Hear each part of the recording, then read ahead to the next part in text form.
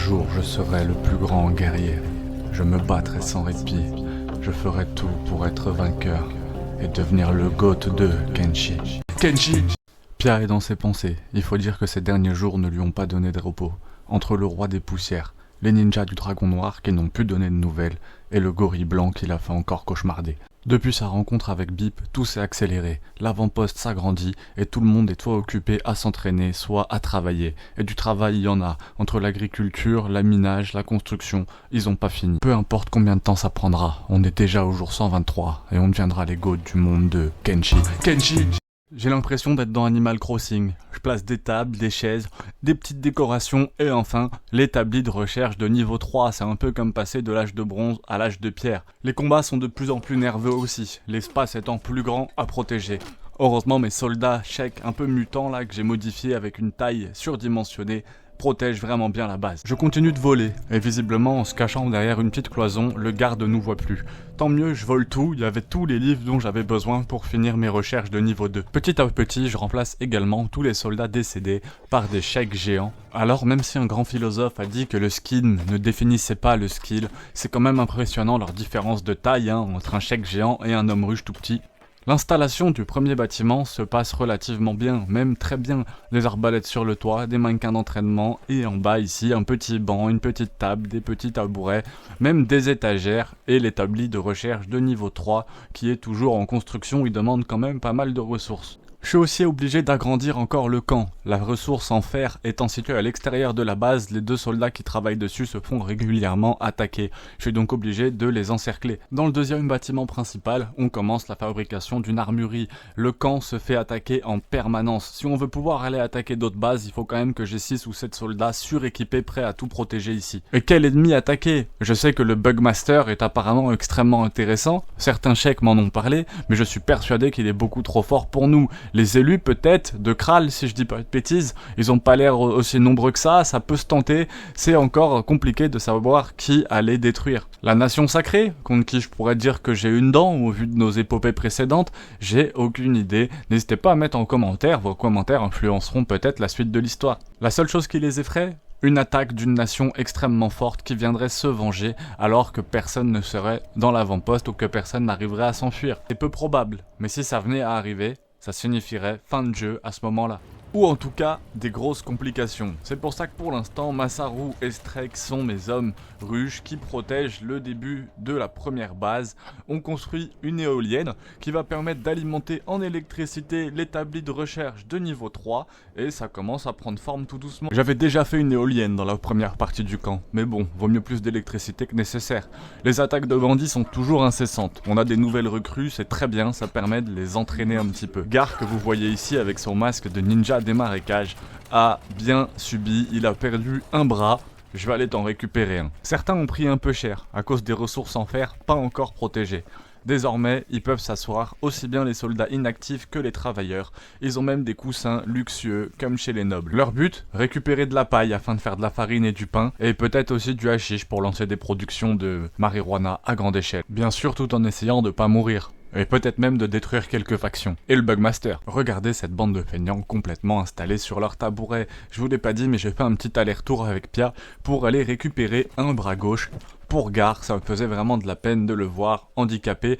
Mes chèques sous BBL me font aussi extrêmement rire. Ils sont vraiment complètement disproportionnés. Comme quoi Kenshi ne se prive de rien, on peut vraiment tout faire. Pia et les chèques de la table ronde se posent donc pour réfléchir. Il est temps d'aller attaquer les élus de Kral. On fait une petite équipe bagarre qu'on commence à sortir pour essayer d'aller chercher des mercenaires et les premiers combats arrivent extrêmement vite.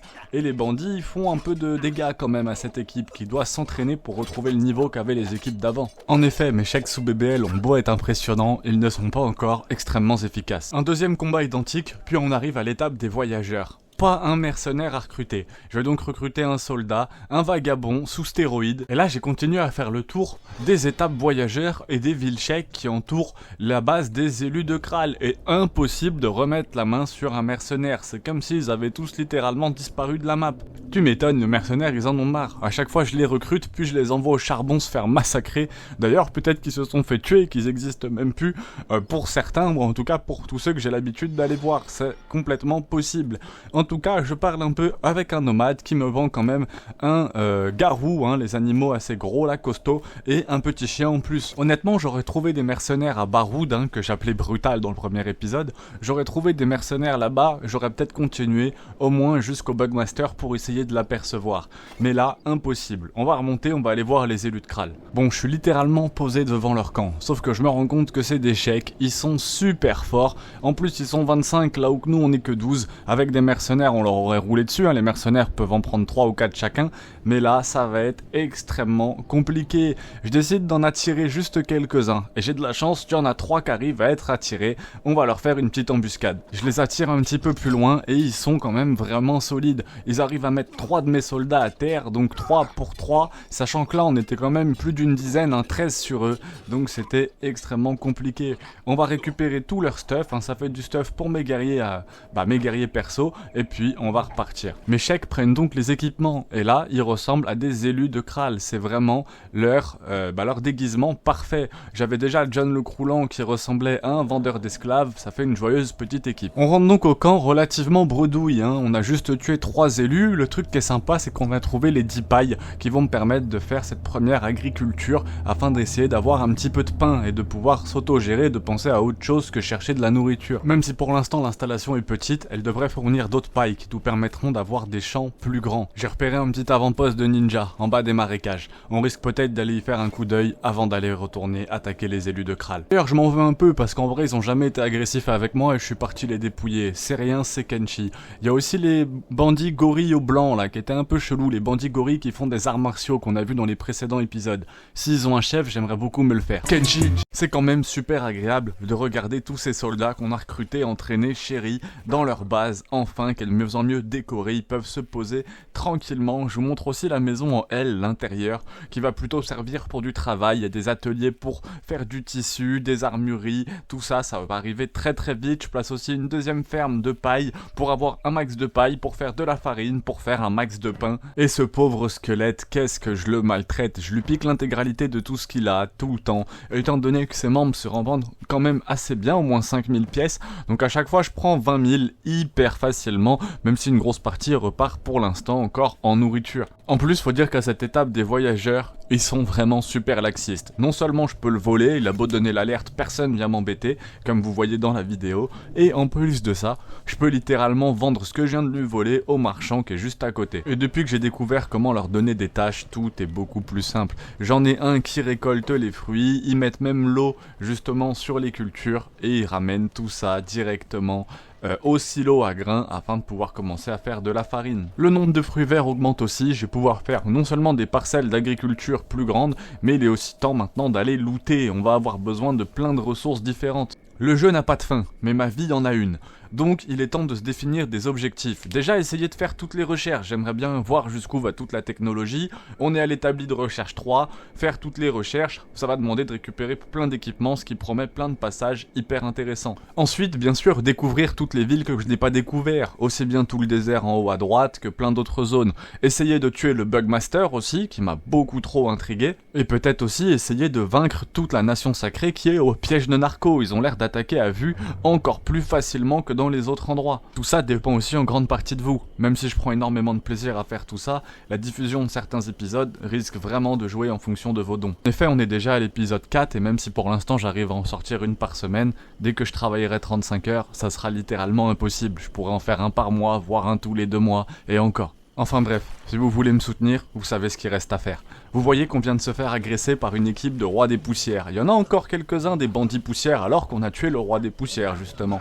Ils sont relativement faibles et on peut continuer à avancer. Je me balade volontairement dans les marécages, qui est un endroit extrêmement dangereux. Ce qui va permettre aussi de faire évoluer un peu tout le monde en bagarre. Là on se fait attaquer par des petites fourmis rouges qui sont ridicules et elles mettent quand même quelques soldats KO. Heureusement on arrive à les battre, ça fait le but et c'est surtout de faire XP cette petite équipe. Là je me rends compte que j'aurais pas pu me faire l'équipe des ninjas du Dragon Noir sans avoir mes mercenaires. On n'a même pas réussi à traverser l'intégralité du marécage, trop blessé, on remonte et on tombe contre un combat vraiment sérieux. Des sabres rouges qui nous font énormément de dégâts. Et Kenshi est vraiment un jeu cruel. Non seulement ils nous ont tous battus, donc on est quand même couchés par terre, eux aussi ont subi beaucoup de dégâts, ils sont tous couchés par terre, Et au moment où on commence à peine à se relever, déjà on a eu de la chance de ne pas être réduit en esclavage par des vendeurs d'esclaves qui passent par là, mais au moment où on commence à se relever, les ninjas avec les masques à gaz qui arrivent et qui remettent une couche, on est clairement beaucoup trop blessés, ils vont nous rouler dessus, heureusement ils s'entretuent avec les sabres rouges. C'était une galère pour remonter au camp. En fait, dans Kenshi, quand vous vous faites toucher et que votre personnage est KO, il passe en coma de récupération. Ça veut dire qu'il met énormément de temps à se réveiller, surtout s'il n'est pas dans un lit. La seule solution, c'est que ceux qui se réveillent portent ceux qui sont en coma pour rentrer à la base. Ça a été extrêmement long avant de rentrer. Pour vous, ça a été 2 minutes de vidéo, mais en vrai, je pense que ça a dû être bien 1 heure et demie IRL, voire 2 heures. Et Kang, tu mines tellement vite, tu me rappelles Inu à sa belle époque. Ça me fait de la peine de voir Bip KO. Mais bon, Bip, tu sais qu'on fait ça pour toi, c'est pour que tu deviennes plus fort. Tu le sais, Bip.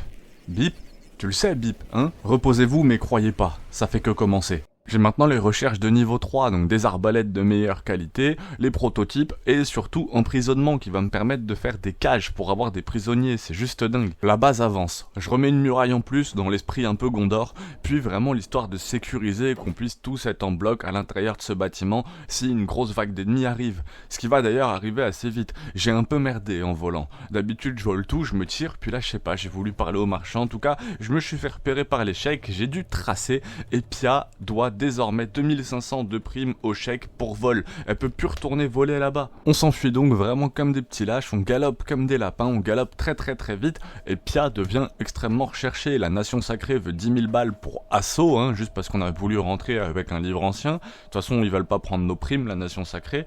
Et les chèques là qui ont rajouté 2000. Ça va être assez compliqué pour Pia. Je pense devoir être obligé d'aller voler les Nations Unies et encore, j'ai plus beaucoup de territoire autour. Bip a manifesté son envie de devenir un héros important de cette aventure. Entraîne-toi donc à voler, tu vas devenir beaucoup plus fort et tu vas pouvoir devenir quelqu'un d'important. Le pain commence enfin à être produit. Pour l'instant, on n'a juste pas assez de paille pour avoir suffisamment de farine, mais en tout cas, ça commence à se produire tout doucement, ça fait plaisir. À ce moment-là, je me pose une question. Où sont passées les 2 primes du Dragon Noir? Ils n'ont pas été récupérés par la Nation Sacrée, vu que tout le monde est mort pendant le combat. Est-ce qu'ils ont juste disparu, on considère qu'ils sont morts? Est-ce qu'ils ont pop quelque part dans la Nation Sacrée en tant qu'esclaves? Ou est-ce qu'ils sont perdus dans leur tour? Ils sont peut-être tout simplement revenus à leur tour. Je décide donc d'aller voir. Et même si je ne les trouve pas, au final ils sont pas dedans. J'avais quand même pris quelques stuffs que j'avais oubliés, notamment un livre ancien que j'avais oublié de prendre dans leur tour. Je repars quand même pas les mains vides. Évidemment, sur le retour, je décide d'aller piller mon marchand squelette préféré. Puis je tombe sur un chirurgien esthétique. Maintenant qu'on sait à quoi ça sert, je me fais un petit peu plaisir avec l'apparence de Pia et j'espérais que ça puisse modifier sa prime. Malheureusement, elle est toujours aussi recherchée. Impossible de mettre la main sur un pacificateur de la nation sacrée ou du royaume tchèque. Sauf que je trouve enfin des mercenaires au hub, après avoir vendu mes objets volés à mes gardes shinobi, mes acolytes shinobi maintenant. J'arrive au hub, je trouve enfin des mercenaires qui acceptent bien sûr de me rejoindre, et puis au lieu de partir avec directement affronter des ninjas ou des ennemis intéressants, je me fais repérer dans le bar en train de voler, les mercenaires me protègent, ça finit en pugilat général, puis les mercenaires sont KO, je repars donc tout seul. J'allais m'enfuir lorsque je repère un des ninjas marchands qui doit être blessé lors du dernier combat qu'on a effectué dans ce hub. Je ne sais même plus si le combat a été enregistré. En tout cas, il est complètement KO par terre et donc je décide de l'attaquer un tout petit peu. D'ailleurs, les coups bas étaient souvent assez rapides et c'est bien noté, j'essaierai peut-être de faire des choses un peu plus longues, un peu plus cinématiques lors de certains combats. Sachez que je prends vos commentaires en compte, donc n'hésitez pas. Après m'être enfui du coup du royaume tchèque, poursuivi par les gardes, je m'enfuis donc du hub, poursuivi par les ninjas marchands. Pia, c'était vraiment pas ta journée ce jour 137. Mais il y a du bon, non seulement elle a gagné un gros mal de dos avec ses 4 tailles de poitrine en plus, mais le truc vraiment cool, c'est qu'elle a réussi à avoir un petit sac de voleur, qu'elle transmet à Bip. C'est un peu comme une passation de flambeau. Il y a quand même pas mal de monde qui fréquente mon camp. Aussi bien des chasseurs de tech que là des nomades qui sont passés, je leur achète donc encore un petit chien et 2 chèvres. Le but à la base cruel était de faire un 1-1 Bip versus chèvre afin d'avoir une scène intéressante. Malheureusement je n'ai pas pu attaquer la chèvre, c'est pas grave. Kenshi Hob se défend bien, il arrive tout seul à gérer 4 bandits affamés. Taco, que vous pouvez aussi appeler mon vagabond sous BBL, ou encore le gérant des fermes, pour l'instant des fermes de céréales, surtout du blé, arrive pour le rejoindre. Ensemble, ils se défendent, mais bon, les bandits affamés représentent plus vraiment une menace quand on est bien équipé et qu'on est dans le camp. Pia est aux toilettes. pourquoi. J'ai construit ces petites toilettes à côté d'un bâtiment et je sais pas, les personnages adorent se poser dessus, aller rechercher un petit peu partout. Disons que pour l'instant, je l'envoie plutôt faire des allers-retours au niveau des hommes ruches. Je vais leur acheter quasiment 10 000 cadres de poissons d'un coup. Retour au camp et je cherchais plutôt la fonction pour modifier l'IA de nos personnages, qui se trouve avec les recherches si je dis pas de bêtises. Et en tombant sur les options, j'ai appris quand même 2-3 choses sur le jeu. Je peux en fait augmenter la taille de l'escouade, passer à plus de 30 personnes. Malheureusement, derrière, ça pourrait avoir des conséquences sur les performances de ma partie. Pour l'instant, on va rester avec les paramètres de base. Cette vidéo, pour rien vous cacher, devait s'appeler de mettre du monde à GOAT, mais ça va plutôt être de mettre du monde à criminel. La prochaine risque d'être de criminel à GOAT, j'ai encore besoin d'un peu d'entraînement. La quantité d'informations qu'on peut modifier dans les options est vertigineuse. Kenshi, c'est un vrai sandbox, on peut vraiment faire quasiment tout ce qu'on veut. Tout ce qu'on veut, mais bon, on sera quand même régulièrement surpris par le jeu. La fin, par exemple, je pensais pas qu'avec 30 personnages, la fin était aussi présente. Du coup, j'essaye d'agrandir. Une ferme XL, on va voir les choses en grand. Juste à côté du sillon en plus, pour produire directement la farine et le four à pain collé. Je change un peu mes habitudes et j'observe tout ce qui se passe autour de mon camp qui est de plus en plus grand. C'est vraiment une vraie ville impressionnante.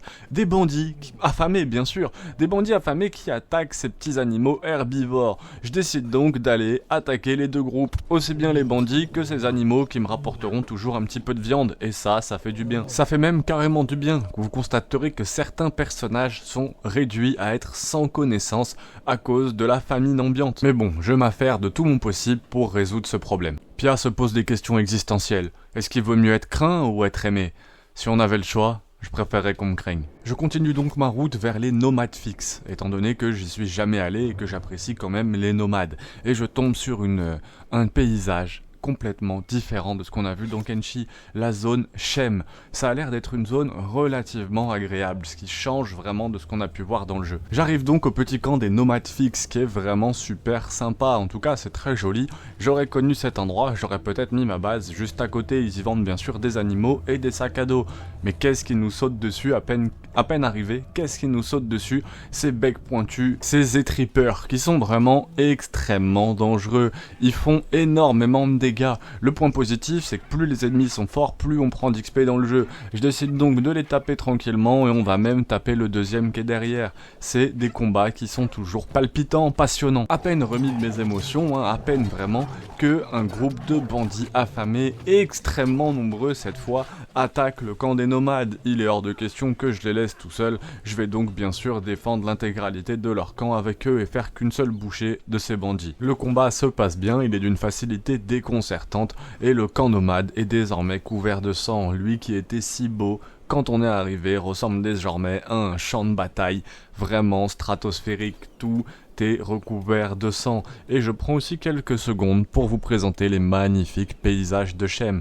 Non seulement ces paysages luxurieux sont très esthétiques et en plus de ça je vois qu'il y a des petites ressources fer, des petites ressources cuivre qui sont vraiment partout. Le seul point positif c'est qu'il y a point négatif ou positif, c'est qu'il n'y a pas grand chose en termes de ville autour. Par contre, il y a un bar de contrebandiers qu'on a déjà visité dans les précédents épisodes qui se situe juste en haut à droite. La faim est toujours aussi importante, du coup Molly est obligée d'aller récupérer un peu à manger dans les bars proches, donc de l'acheter directement étant donné que ses compétences en vol sont très mauvaises. Je voulais continuer la balade un peu vers le sud, mais pour l'instant faut vraiment prendre de l'expérience. À peine un bec pointu d'où saute dessus, un écorcheur, ça fait tellement de dégâts. Donc j'arrive à le battre, à en battre un deuxième, on est déjà à 4 écorcheurs, tout le monde a vraiment besoin de rentrer se reposer au camp. Rien ne se passe aussi simplement dans Kenshi.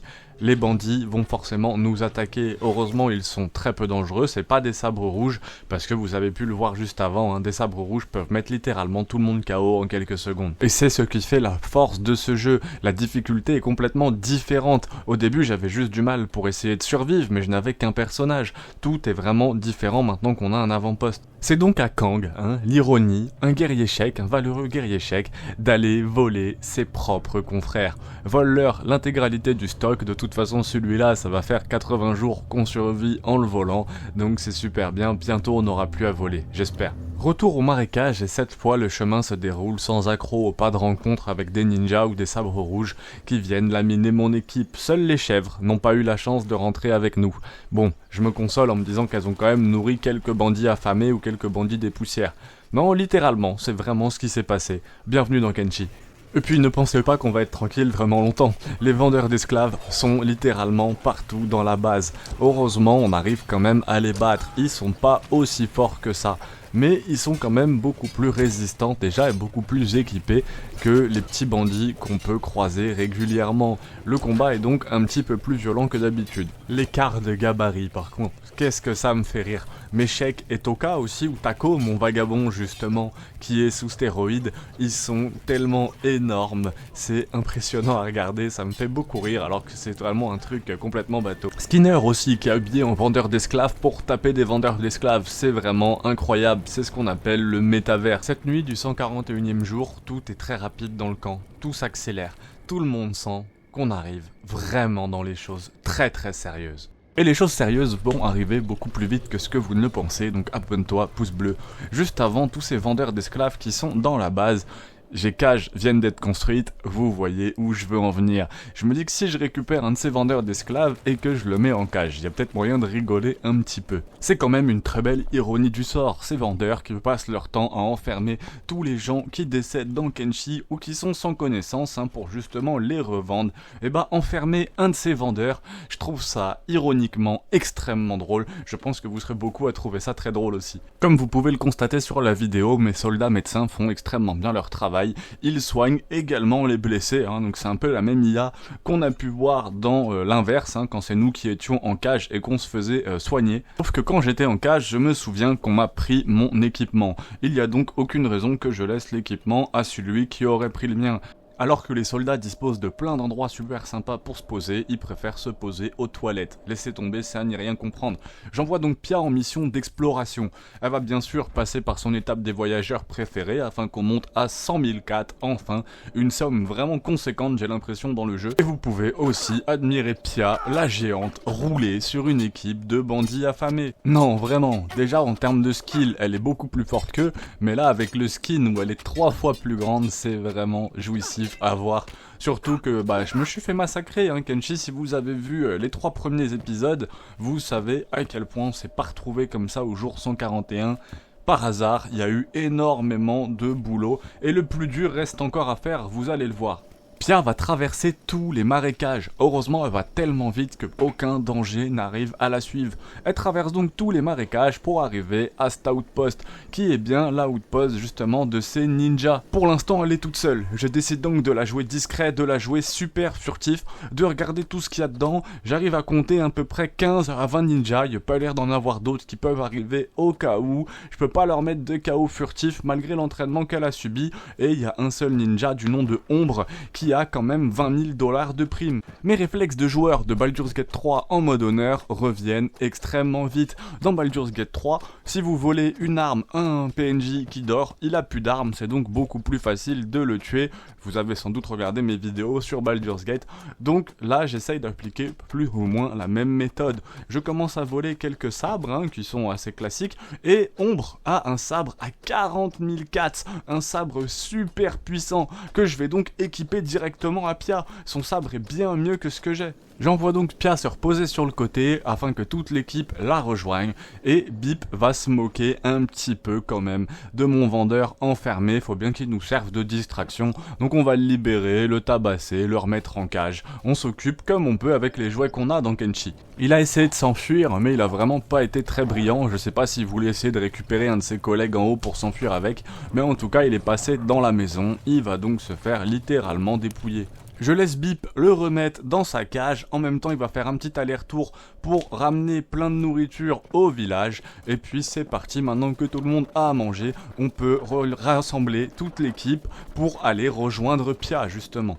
Et cette équipe de soldats commence à être assez résistante. En effet, on a Stone et Bombimgam, je suis pas sûr de son nom, mais en tout cas, Bombimgam et Stone qui nous suivent depuis le début quasiment de l'épisode 1. Ils ont donc connu Inu, et du coup, ils commencent à être résistants parce qu'ils sont habitués quand même au combat. Ils ont survécu à pas mal de combats. Mes nouveaux chèques aussi sous BBL, Wei et Aramid qui tiennent vraiment bien le coup. John le Croulant qu'on a récupéré Hybrid dans l'épisode 3 avec Bip. équipe, et Hobbs aussi, qui est extrêmement cool, qui est un guerrier qu'on a trouvé à Deuil, si je dis pas de bêtises, qui à la base voulait battre une Banshee, mais c'est surtout un beau parleur, je ne sais même pas si cette Banshee existe, en tout cas plus les deux animaux, toute cette petite équipe est partie pour rejoindre Pia et massacrer littéralement cette base de ninjas.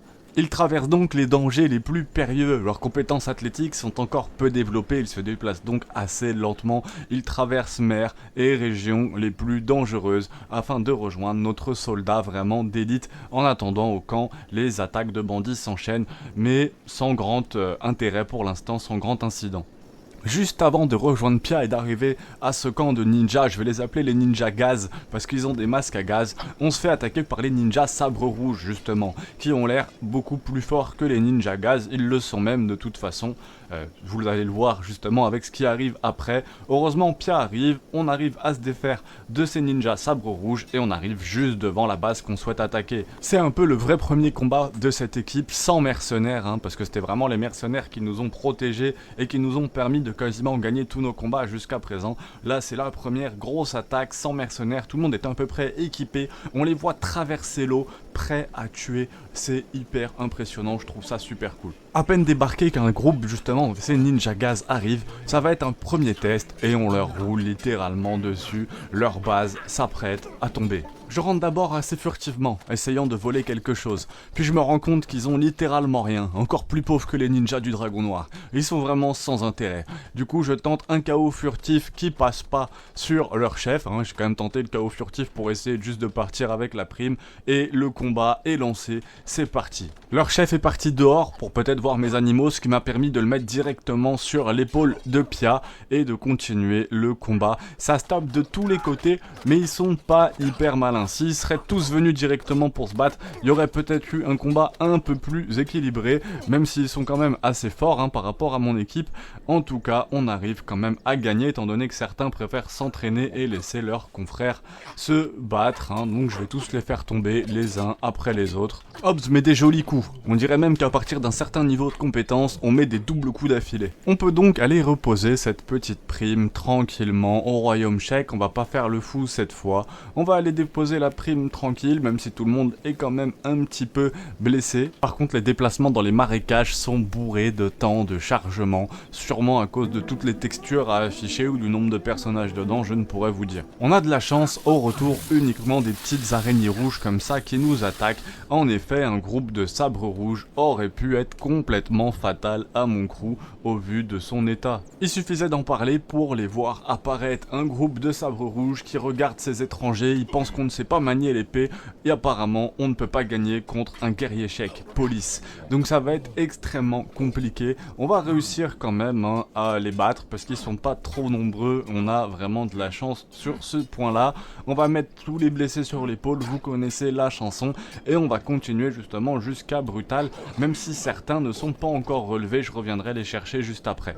Quand on arrive en ville, on arrive de nulle part, on vit sans domicile, on dort dans des hangars. Le jour, on est tranquille, on passe incognito, le soir, on change de peau et on frappe au hasard, alors préparez-vous pour la bagarre quand on arrive en ville. Quand la ville souterraine est plongée dans le noir, les gens s'y promènent, ressortent sur des brancards, on agit sans mobile, ça vous paraît bizarre. C'est peut-être qu'on est débile, c'est peut-être par désespoir. Quand tout le monde dort tranquille dans les banlieues dortoirs, c'est l'heure où les zonards descendent sur la ville. Arrivé justement, alors c'est pas brutal, c'est quasiment pareil, arrivé justement à Baroud, on va enfin pouvoir poser la prime justement, et on n'a que la moitié étant donné qu'il est décédé sur le chemin. Estime-toi heureux d'avoir déjà le corps dans un seul morceau. Au camp, j'ai changé de PNJ, c'est désormais Ney qui fait des allers-retours avec la ville Shek pour ramener à manger à tout le monde. On rajoute bien sûr des parcelles d'agriculture de blé, je me décide même à faire un deuxième silo justement à farine hein, qui transforme le blé en farine, ce four à pain aussi, mettre un peu plus de stockage afin de vraiment d'optimiser en fait le rendement du pain. La base s'appelle Paradis avec 3 murailles qui entourent complètement la base, hein, 3 murs géants pour nous protéger des attaques de titans, j'espère que vous avez la ref.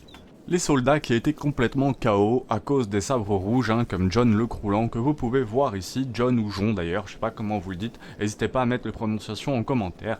Je vais donc pouvoir tout simplement rejoindre l'équipe de Pia qui est située à Baroud.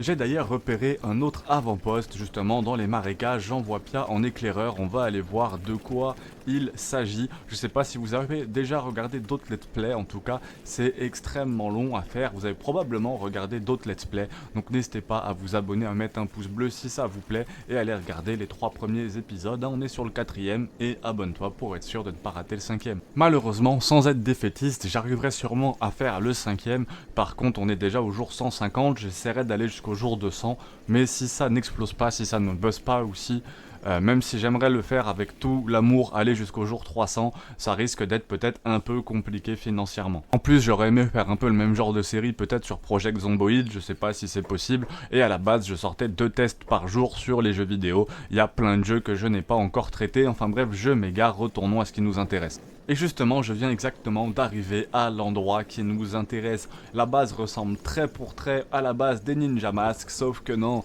c'est la cachette, la base des Ninja Sabre Rouge. Ils sont beaucoup dedans, vraiment beaucoup. Leur boss a moins de primes en plus, ce qui est assez étrange, parce que là, ils ont l'air assez forts. J'arrive à en KO 1 ou 2, et malheureusement, je n'arrive pas à KO leur boss. Je me dis que ça pourrait être extrêmement cool de KO leur boss et de s'enfuir, parce que là, comment je vais faire pour tous les tuer ? Forcément, le fait de réussir à en mettre KO quand même certains avec le KO furtif, ça me fait beaucoup rire. Du coup, je joue un petit peu trop avec ça et à un moment donné, ils vont tous commencer à me courir après. Heureusement, Pia a des compétences athlétiques hors du commun grâce à un entraînement qu'elle a subi vraiment hors norme. Donc elle arrive à s'enfuir, mais je me fais poursuivre par littéralement une 50aine de sabres rouges. J'arrive à m'enfuir quand même, en tout cas Pia arrive à s'enfuir, mais elle a pris quand même assez cher, elle a pris quelques dégâts.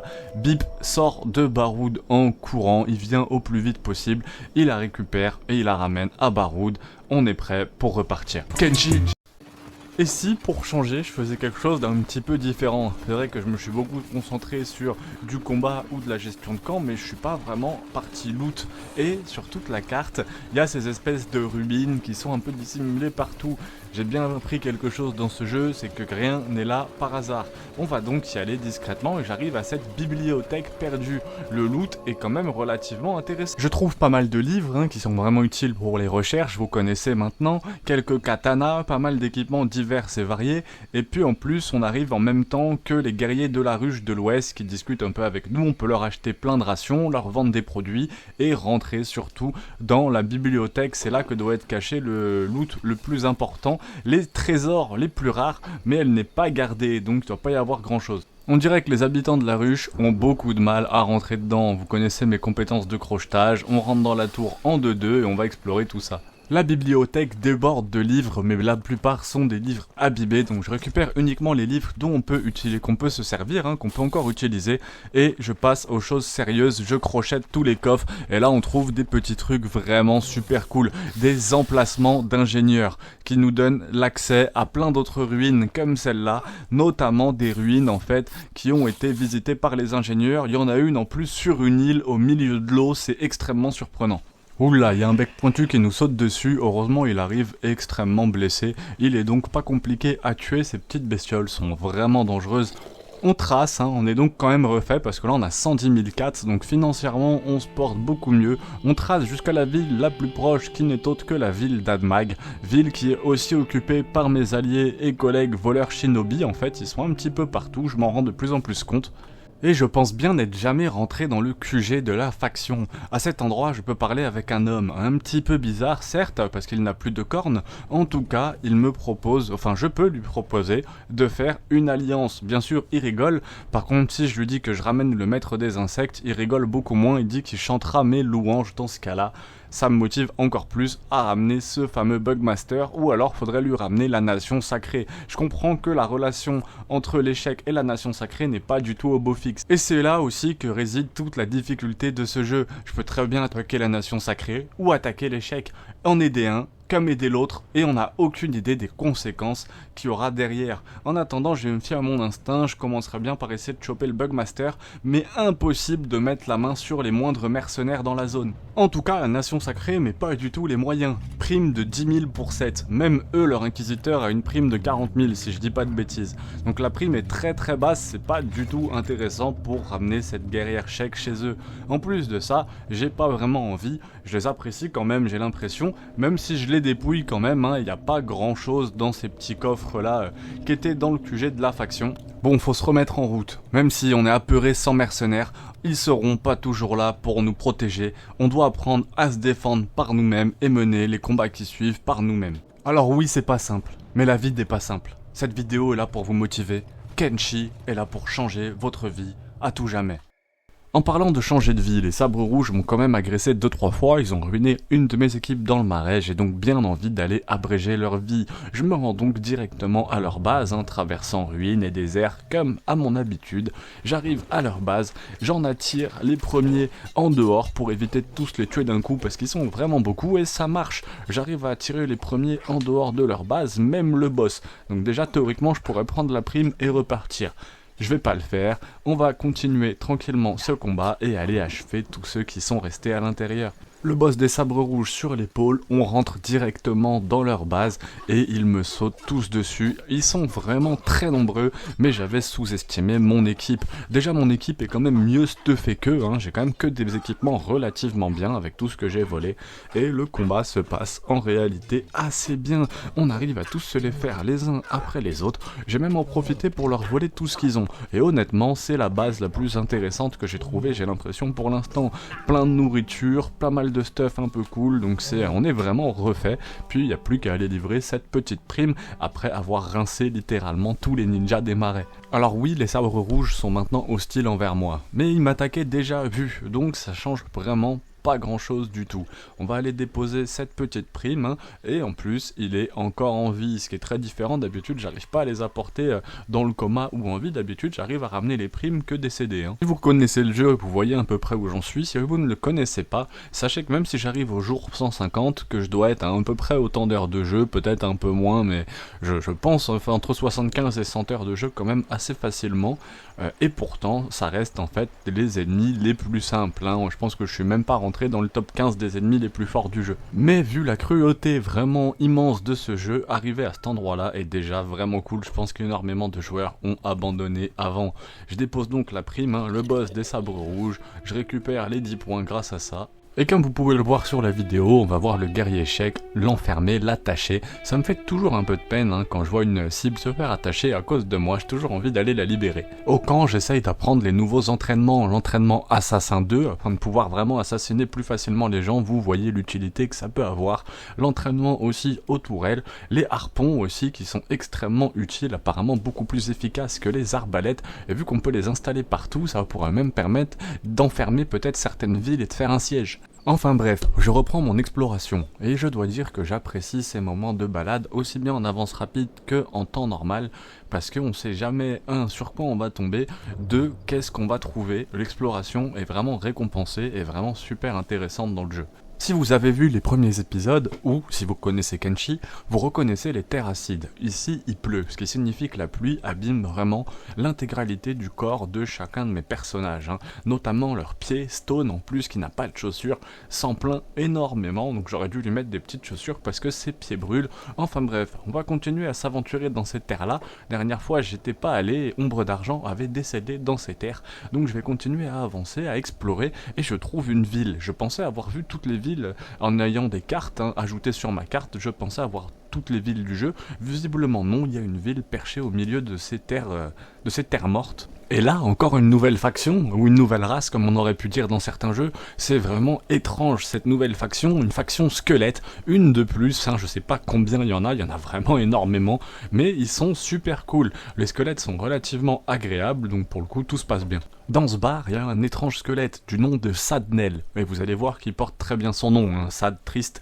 Il me dit, encore une créature organique, tu dois être la milliardième que je rencontre, cornu ou pas. Donc cornu, il fait bien sûr allusion au Sheik, qu'on des longues cornes, et apparemment on nous confond tous. Et donc il a l'air extrêmement triste en fait, il se sent vraiment pas bien, il a l'impression d'être agressé. Voilà, c'est pas quelqu'un d'extrêmement joyeux, il est très triste, et il a pas forcément envie de rester là.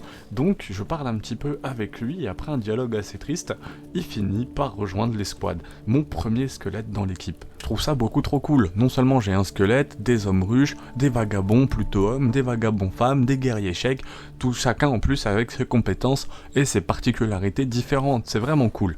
Mais là je comprends que si j'avais aidé la Nation Sacrée, comme j'avais commencé à le faire dans mes premiers épisodes, j'aurais pas pu avoir cette diversité, j'aurais dû me contenter de personnes sans équipement en plus, j'aurais jamais pu rajouter un bras ou une jambe sous peine de me faire attaquer directement. Je pense que vous voyez où je veux en venir. En fait, on aurait pu jouer en étant allié avec la Nation Sacrée, donc dans ce cas-là, jouer uniquement des hommes avec des bras et des organiques en fait, et juste ramasser des gens, avoir des esclaves avec nous pour la Nation Sacrée, et puis essayer d'aller combattre tout ce qu'il y a autour. Sauf que nous, ils nous ont attaqués, donc c'est un peu compliqué actuellement quoi, puis en plus ils aiment pas du tout mon escouade. Escouade qui d'ailleurs continue son exploration, mais j'ai pas pris les plus acides suffisamment au sérieux. Ils ont littéralement bousillé les jambes de Hobbs. Heureusement, mon nouveau robot Sadnel, lui, ne craint pas du tout les pluies acides vu qu'il est robotique. Les hommes ruches non plus d'ailleurs, ne les craignent pas, je ne sais pas pourquoi. En tout cas, Sadnel peut porter Hobbs et continuer à avancer, on peut se reposer à l'étape des voyageurs le plus proche. D'ailleurs, on est déjà à 40 minutes de vidéo et sachez que la durée des vidéos dépend de vous. En effet, je fais souvent un sondage pour savoir si vous voulez qu'elle dure moins de 20 minutes, entre 20 et 40 ou plus de 40 minutes. Et vous avez été quasiment unanime à vouloir plus de 45 minutes pour cet épisode 4. Donc n'hésite pas à t'abonner pour pas rater le sondage de la durée de l'épisode 5. Et je sais enfin où sont tous les mercenaires. J'ai fait le tour de toutes les villes, tout autour de mon poste. Impossible de mettre la main sur un groupe de mercenaires et là j'arrive à mettre la main sur deux groupes d'un coup, c'est complètement illogique. Un autre de mes sondages avait suscité pas mal de réactions. Pensez-vous avoir fini Kenshi? Et il y a quand même 20% des gens, soit 2 votes là, qui ont mis oui, qui pensent avoir fini le jeu. La plupart des gens ayant commenté notamment que c'est impossible en fait. Comment est-ce qu'on peut avoir l'impression de l'avoir fini? Même en ayant tout fait, on rejoint un peu ce que je vous disais, si vous n'avez pas aidé chaque faction, vous n'aurez pas complètement tout fait. Donc je peux comprendre qu'on ait l'impression de l'avoir fini, c'est d'ailleurs ce que j'essaye de faire avec cette vidéo, devenir le GOAT. Ça sera pas dans cet épisode, mais le but des prochains épisodes c'est de s'approcher le plus possible d'une fin du jeu. Alors qu'on s'entende, le jeu étant un sandbox, c'est quasiment infini, il est même quasiment infinissable, voire infini vu que vous pouvez continuer votre village à volonté. Mais j'entends au moins avoir battu tous les ennemis majeurs, avoir fait les grands événements et avoir visité l'intégralité de la carte et fait toutes les recherches possibles. Mais qu'est-ce que c'est que ça? Comme si toute la map était pas déjà assez dangereuse, on vient de découvrir les pluies acides, bon les pluies acides je les connaissais, mais là je découvre ce rayon laser qui ravage absolument tout. Qu'est-ce que ça fait là? Il m'a touché une fois en plus, un petit peu après, ça fait énormément de dégâts. Qu'est-ce que c'est que ce gros rayon laser qui dévaste le désert? Et waouh, nouveauté sur nouveauté, un petit groupe d'esclaves là, des esclaves faibles qui appartiennent à la faction du Maître des Pantins. Encore une nouvelle faction, qu'est-ce que c'est que ce Maître des Pantins? Où est-ce qu'il est? J'aimerais beaucoup le voir, en tout cas ils sont vraiment beaucoup. Ils ont l'air quand même assez dangereux parce qu'ils ont 120 PV, donc au-dessus de la moyenne. Ça me fait un petit peu peur, heureusement ils portent bien leur nom, c'est des esclaves faibles. Avec en plus les 2 groupes de mercenaires, ça pose pas trop de soucis pour mon groupe. C'est vraiment des copies de mon robot Sadnel, ils se ressemblent vraiment à l'identique, même façon de se battre, tout pareil. Ils ont juste un objet en plus, par contre particularité, ils s'enfuient. J'avais rarement eu un ennemi qui s'enfuit, à moins que j'ai pas fait attention. Bon évidemment vous imaginez bien, on va lui courir après et lui laisser aucune chance de replier. Même si le suivre aurait pu être intéressant, il m'aurait peut-être ramené au Maître des Pantins. On reprend la route tranquillement et en observant la carte, je me rends compte qu'on est beaucoup resté au centre, près des marais, logique, là où est bâti mon avant-poste. On a exploré pas mal tout le territoire tchèque, un peu de nations sacrées dans les premiers épisodes, en bas à gauche un petit peu, mais globalement il reste le Bugmaster, en bas à droite on n'y est pas du tout allé à part Deuil et Katoun, et en haut à droite, parce que c'est le désert, on n'y est jamais allé, en haut à gauche les cannibales. Donc en fait j'ai le Bugmaster à aller découvrir en bas à gauche, les cannibales en haut à gauche, le désert en haut à droite, et en bas à droite j'ignore complètement ce que c'est. N'hésitez pas à mettre la direction dans laquelle vous voulez qu'on aille le plus. L'équipe se déplace et vous avez l'impression qu'ils vont relativement vite, en réalité ils sont très lents. Non seulement je mets des passages de vidéo en accéléré, souvent en x2, mais là le x3 du jeu accélère aussi. J'ai vu qu'il existait un mode permettant d'aller jusqu'à x20.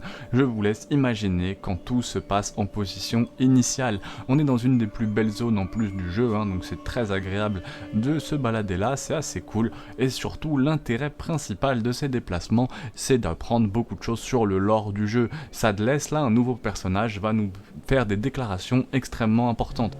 Comme la conversation qui est actuellement en train de se dérouler à l'écran. Il nous parle de toutes ces histoires sur le maître des insectes, et encore aujourd'hui on ne s'en lasse pas. Et c'est vrai que ce maître des insectes, qu'est-ce qu'on en a entendu parler? Évidemment, il est bourré de sarcasme, hein. Il dit que les squelettes rient à l'intérieur parce qu'en fait ils sont trop déprimés pour rire à l'extérieur. On lui propose bien sûr de réinitialiser son système afin comme ça de ne pas être déprimé.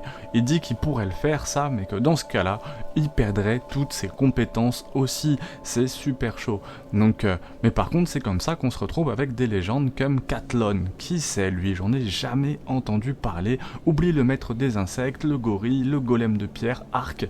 Je ne sais même pas qui c'est tout ça, hein. Le golem de pierre, Arc, Goreille, je les ai jamais vus. Et apparemment Cathléon est de loin beaucoup plus impressionnant que le maître des insectes. La cuisinière construite au camp, je lance donc la production de quelques plats, même si je ne suis pas au camp, hein, je peux quand même lancer la fabrication de certains plats, la viande séchée notamment, les nourricubes, et en fait certains plats sont juste un mélange avec de l'eau et du fruit vert, ou du pain et du fruit vert, donc en fait je peux réaliser plein de recettes très rapidement.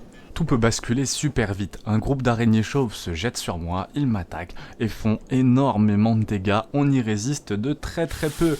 Les mercenaires ne suivent pas en fait, souvent ils attaquent des gens à vue, donc souvent ils suivent pas la protection justement du groupe, donc je m'en sors de justesse, vraiment de très peu. Il faut savoir que certains animaux mangent directement les cadavres dans Kenshi ou mangent directement vos personnages, donc mes personnages auraient pu disparaître, hein, cette attaque aurait pu mettre littéralement une fin de partie. C'est là-dessus que finit l'épisode 4, j'espère vraiment qu'il vous aura plu. Vous pouvez aller regarder l'épisode 3 qui est juste incroyable, le 1 et le 2 si jamais vous voulez remonter vraiment plus loin. Abonnez-vous, pouce bleu pour ne pas rater la sortie de l'épisode 5 qui va être tout aussi incroyable, je l'espère. Merci à vous et à très vite. Boostez la vidéo aussi, hein, où tout est possible, je prends. Un jour je serai le plus grand guerrier, je me battrai sans répit, je ferai tout pour être vainqueur et devenir le GOAT de Kenshi. Kenshi